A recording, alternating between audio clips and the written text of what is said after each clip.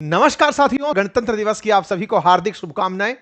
आज के सेशन में जिक्र कनाडा के ऊपर फिर से ट्रंप की तीखी निगाहों की। कल अपने ट्वीट से लिख दिया गवर्नर कार्नी। असल में ट्रुथ पर लिखते हैं ये सबसे ज्यादा जानकारी। इफ गवर्नर कार्नी मतलब प्रधानमंत्री गए, अब आपकी बारी है। कनाडा वालों, ग्रीनलैंड के समय तो तुम बहुत ज्यादा ग्रीनलैंड की सुरक्षा की बात कर रहे थे। ग्रीनलैंड डेनमार्क का हिस्सा था, डेनमार्क ईयू का हिस्सा था। ईयू वाले सब देश मिलकर ग्रीनलैंड को बचा ले गए। बेटा तुम्हें कौन बचाएगा? कनाडा ना तो ईयू के अंदर आता है, अमेरिका का पड़ोसी है, अमेरिका पर अत्यधिक निर्भर है, नाटो मेंबर है, तुम्हें कौन बचाएगा? खैर, ग्रीनलैंड को बचाने में तो पूरा यूरोप एक हो गया था। कनाडा ने भी ग्रीनलैंड का साथ दे दिया था, लेकिन ट्रंप ने उन सबको छोड़कर फिलहाल कनाडा को अपना निशाना बना लिया है। अमेरिका की प्लानिंग पर शुरुआत में कनाडा साथ था मतलब कार्नी ने कहा था कि इनके गोल्डन डोम में हम भी भागीदार बनना चाहते हैं, लेकिन बाद में कनाडा पीछे हट गया। कनाडा पीछे हटा तो ट्रंप ने कहा कि कनाडा इज अगेंस्ट गोल्डन डोम और वो इसके चलते चाइना के साथ जा रहे हैं। अगर वो ये सोचते हैं कि चीन के साथ जाकर वो गोल्डन डोम को टक्कर दे सकते हैं तो वो भूल कर रहे हैं भाई साहब। ट्रंप कल भड़कते हैं और भड़क करके चाइना से होती हुई इनकी नजदीकी पर इन्हें साफ इन्फॉर्म करते हुए कहते हैं कि गवर्नर कार्नी, यहां पर संदेश साफ है कि तुम बेटा 51वां राज्य बनोगे एक दिन अमेरिका का, और हम तुम्हारे ऊपर 100% टैरिफ लाद देंगे अगर तुमने चीन के साथ में ट्रेड वार्ता कर ली। भाई साहब, इस पर कार्नी कल बाहर निकल कर आते हैं।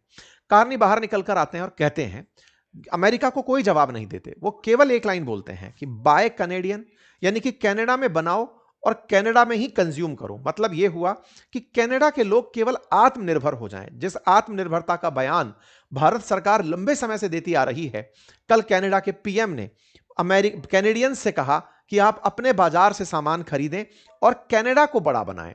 बाय कैनेडियन बिल्ट कनाडा, इस तरह का भाषण देकर के इन्होंने कनाडा के अमेरिका के खिलाफ, या कहिए कि कल को अमेरिका अगर कनाडा को आइसोलेट कर देता है तो उसके खिलाफ एक भाषण दे दिया। अब मैं आपको थोड़ा सा कनाडा की जीडीपी के बारे में बता देता हूं। देखिए, एक बहुत छोटी सी आबादी वाला देश है कनाडा, लेकिन 10वें नंबर की बड़ी अर्थव्यवस्था है। भारत अगर 4.5 ट्रिलियन के आसपास की इकोनॉमी है, 4.25 ट्रिलियन की, तो ये 2.5 ट्रिलियन के आसपास की इकोनॉमी है। $2.5 ट्रिलियन की इकोनॉमी में ये पर कैपिटा के हिसाब से दुनिया के अंदर तीसरे नंबर पर आता है। यानी कि यहां की जीडीपी वर्सेस मतलब जो इकोनॉमी जनता जो है उसमें ये पर कैपिटा इनकम में तीसरे नंबर पर आता है। बहुत अमीर देश है और दुनिया में लगभग 15 देशों के साथ फ्री ट्रेड एग्रीमेंट करके बैठा है, जिसमें जो नाफ्टा है, north Atlantic free trade agreement, जिसे आज CUSMA कहा जाता है, ये उसका भी एक्टिव मेंबर है। अमेरिका के साथ साथ इसके व्यापार बहुत ही स्ट्रांग हैं। कितने स्ट्रांग हैं कि लगभग $600 बिलियन का इनका व्यापार 2024 में अमेरिका के साथ था। अमेरिका के साथ द्विपक्षीय व्यापार की जो वैल्यू थी वो 79 लाख करोड़ थी, ऑलमोस्ट $1 ट्रिलियन, जिसकी इकोनॉमी $2.25 ट्रिलियन की हो। $1 ट्रिलियन इनका व्यापार है 2025 में अमेरिका के साथ। ये फिगर है जो आपको पता होना चाहिए। कनाडा के कुल एक्सपोर्ट अगर ₹100 के होते हैं तो उनमें से लगभग 76% इसका केवल अमेरिका को होता है। यह नंबर बड़ा है। वहीं अमेरिका कनाडा को अपने कुल एक्सपोर्ट का मात्र 17% ही एक्सपोर्ट करता है। इसका मतलब अमेरिका की कनाडा पर निर्भरता इतनी नहीं है जितनी कनाडा की अमेरिका पर निर्भरता है।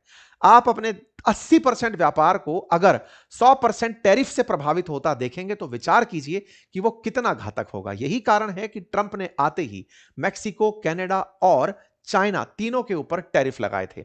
मैक्सिको अमेरिका के साथ 16%, चाइना 7% व्यापार करता है। ऐसे में अमेरिका ने सबसे पहले इन तीन देशों पर ही, क्योंकि तुम ही लोग हो जो मेरी सबसे ज्यादा, लगभग $1 ट्रिलियन के आसपास कनाडा, फिर इतना ही मैक्सिको और लगभग 700-800 बिलियन डॉलर के आसपास चाइना अमेरिका से व्यापार करता है, और तीनों ही देश व्यापार करके अमेरिका से पैसा कमाते हैं। इसी वजह से अमेरिका ने तीनों को धमकाते हुए यह स्टैंड लिया था। खैर, अभी फिलहाल के लिए कनाडा पर 35% टैरिफ चल रहा है, जहां भारत पर 50% टैरिफ बना हुआ है। अगर यह 100% टैरिफ बना दिया जाए, ट्रंप अगर ऐसा कर दें, तो बड़ा सवाल यह है कि क्या अमेरिका कनाडा को बर्बाद कर पाएगा? आइए इसका जवाब ढूंढते हैं। प्रथम दृश्यता इसका लाइन यह है कि नहीं, कनाडा को यह बर्बाद नहीं कर पाएंगे। कारण समझिए, कनाडा अमेरिका के फेंकी रोटी पर पल नहीं रहा है। वो अमेरिका को एक्सपोर्ट करता है क्योंकि वो एक्सपोर्ट लायक चीजें रखता है। जैसे आज अमेरिका की प्रमुख ऑयल जरूरत और गैस जरूरतों की पूर्ति कनाडा करता है। कनाडा ने 20 साल में 579 बिलियन डॉलर का तेल और गैस अमेरिका को बेचा है। दुनिया में पोटाश, जिससे कि बनता है फर्टिलाइजर, बनता है जिससे साबुन बनता है, प्रेस्क्रिप्शंस बनते हैं, एनिमल फीड बनती है, उसका लार्जेस्ट प्रोड्यूसर कनाडा है। साथ ही साथ आयरन ओर का, दुनिया में आयरन का, लोहे का तीसरे नंबर का, 8वें नंबर का लार्जेस्ट प्रोड्यूसर कनाडा है। दुनिया के अंदर यूरेनियम का, जिससे कि न्यूक्लियर बॉम्ब बनते हैं, रिएक्टर्स चलते हैं, उसका सेकंड लार्जेस्ट प्रोड्यूसर कनाडा है। इतना ही नहीं, दुनिया में डायमंड्स में नंबर 3 पर डायमंड प्रोड्यूस करने में कनाडा का नंबर आता है। दुनिया में जहां सोने की इतनी डिमांड है, 5वें नंबर का सोने का प्रोड्यूसर, उत्पादक कनाडा है। इतना ही नहीं, एग्रीकल्चरल प्रोडक्ट्स में जो जंगलों से निकलने वाली लकड़ी है, उनमें बहुत सी लकड़ियों के लिए ये दुनिया के अंदर प्लम्बिंग इंडस्ट्री के अंदर नंबर 1 पर खड़ा रहता है। और तो और दुनिया जब ये सारी चीजों से लड़ाई लड़ लेगी, तब उसे फ्रेश वाटर की जरूरत पड़ेगी, और दुनिया में उपलब्ध जो शुद्ध जल है उसका 20% स्टॉक अकेला कनाडा के पास है। उसके पास जो बर्फ है उसमें जमा हुआ है। अमेरिका ग्रीनलैंड को भी असल में फ्रेश वाटर के लिए ही चाहता है। कनाडा ऑलरेडी फ्रेश वाटर दुनिया का 20% लेकर बैठा हुआ है। इसका मतलब कनाडा को बिगाड़ने को लेकर के अगर अमेरिका ये सोचता है मैं बर्बाद कर दूंगा, वैसा संभव नहीं है। और भी एक कारण है, एक सबसे जरूरी बात, और वो ये कि एक छोटा सा कार्य जो हम अक्सर आपसे रिक्वेस्ट करते हैं, वो है चैनल को सब्सक्राइब करने का। मेरे प्यारे साथियों, जहां आप मुझे सुन रहे हैं उसके नीचे एक सब्सक्राइब का बटन दिया हुआ है, जिसे दबाने में कोई खर्च नहीं आता। आपका समय लगता है 2 सेकंड का, लेकिन आपकी ये 2 सेकंड की कीमत हमारे लिए हौसला बनती है। अगर आप इस छोटे से काम को करते हुए आगे बढ़ें तो ये हमारे लिए बहुत ही सकारात्मक रहेगा, हमारे हौसले को बढ़ाएगा, हम आप तक और अच्छा काम लेकर पहुंचेंगे, ये और सुनिश्चित करेगा। आइए आगे बढ़ते हैं। कनाडा का जो इंडस्ट्रियल बेस है ना, वो बहुत ज्यादा हाईली इक्विप्ड है। इतना इक्विप्ड है कि ये एक अपने आप में डिपेंडेंट इकोनॉमी है। ट्रंप का टैरिफ इनके एक्सपोर्ट बाधित कर सकता है, लेकिन इनके इंडस्ट्री को बर्बाद नहीं कर सकता। तीसरा, कनाडा खुद ओईसीडी कंट्री है और ओईसीडी के साथ साथ G7 का मेंबर है। ये दोनों वो ग्रुप है जो विकसित राष्ट्रों के समूह हैं। अगर अमेरिका ऐसा करते हैं तो आसपास के गुट से अमेरिका पर प्रेशर बढ़ने लगेगा। इसके चलते इन्हें बाहर का रास्ता भी नहीं दिखाया जा सकता। चौथा, अमेरिका कनाडा जो है वो इकोनॉमिक इंडिपेंडेंसी थ्योरी के ऊपर चलते हुए अगर देखा जाए तो वो खुद पर कैपिटा इनकम में इतना सक्षम राष्ट्र है कि अगर कोई देश पर कैपिटा खुद की कमाई पर निर्भर है तो दूसरा देश उस देश की राजनीति को प्रभावित नहीं कर सकता। सामान्यतः ये माना जाता है, जैसे कहा जाता है ना कि भाई बांग्लादेश के अंदर सत्ता परिवर्तन हो गया, पाकिस्तान में हो गया, तो अमेरिका कहीं का भी करवा सकता है। कहीं का इसलिए नहीं करवा सकता, जिनकी जेब में बहुत सारा पैसा पहले ही भरा है, आप उन्हें खरीद नहीं पाते, ऐसे में आप उन्हें बरगला नहीं पाते। लेकिन पाकिस्तान, बांग्लादेश जैसे जो गरीब देश हैं, इनको थोड़े थोड़े चंदे पर ही खरीदा जा सकता है। इनके जनता को 500-700 रुपए पत्थर फेंकने का देकर के भी बरगलाया जा सकता है। कनाडा में यह काम भी अमेरिका नहीं कर सकता। कुल मिलाकर दुनिया में नजरिया चाहे अमेरिका का कुछ भी हो, टैरिफ की धमकी देकर भी वो कनाडा की अर्थव्यवस्था को प्रभावित कर सकता है, लेकिन कनाडा को गिरा नहीं सकता, सरकार को पलट नहीं सकता। जहां तक रही बात अमेरिका के द्वारा हमला करने की, ये नेक्स्ट टू इम्पॉसिबल है। कनाडा पर कोई भी हमला अमेरिका नहीं कर सकता, क्योंकि अमेरिका की पॉलिसी है कि वो पड़ोस में युद्ध नहीं चाहता। दुनिया के देश पड़ोस में लड़ें, अमेरिका पड़ोस में युद्ध नहीं चाहता। मैक्सिको के साथ वो युद्ध लड़ सकता था, उसको पनिशमेंट दे सकता था, लेकिन यही ट्रंप है, इन्होंने दीवार खींच दी थी कि मैं दीवार खींच दूंगा, दिखना ही मत, तुम दूर रहना।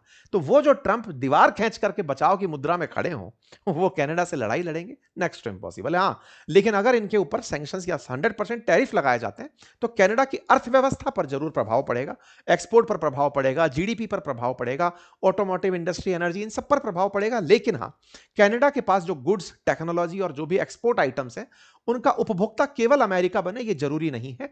कनाडा जो सामान रखता है उसके यूजर्स वर्ल्ड वाइड उपलब्ध हैं। कोयला हो, यूरेनियम हो, गोल्ड हो, सबको चाहिए। तो ऐसे में वो अपने लिए एक्सपोर्ट डेस्टिनेशंस में कुछ और देशों को तलाश सकता है। यही कारण है कि मार्क कार्नी चाइना के बारे में बात करते हुए फिर कहते हैं कि हम इंडिया से, आसियान कंट्रीज से, इन सब देशों के साथ बातचीत में लगे हैं। अर्थात ये अपने लिए नए एक्सपोर्ट डेस्टिनेशंस फिलहाल तलाश रहे हैं। निर्भरता में केवल अमेरिका पर निर्भरता ना रहे, उसका अल्टरनेट कनाडा तलाश रहा है। खैर, जो भी हो, फाइनली कनाडा के प्रधानमंत्री का एक और बयान आता है। वो कहते हैं कि सुनिए, हम फ्री ट्रेड एग्रीमेंट नहीं कर रहे हैं।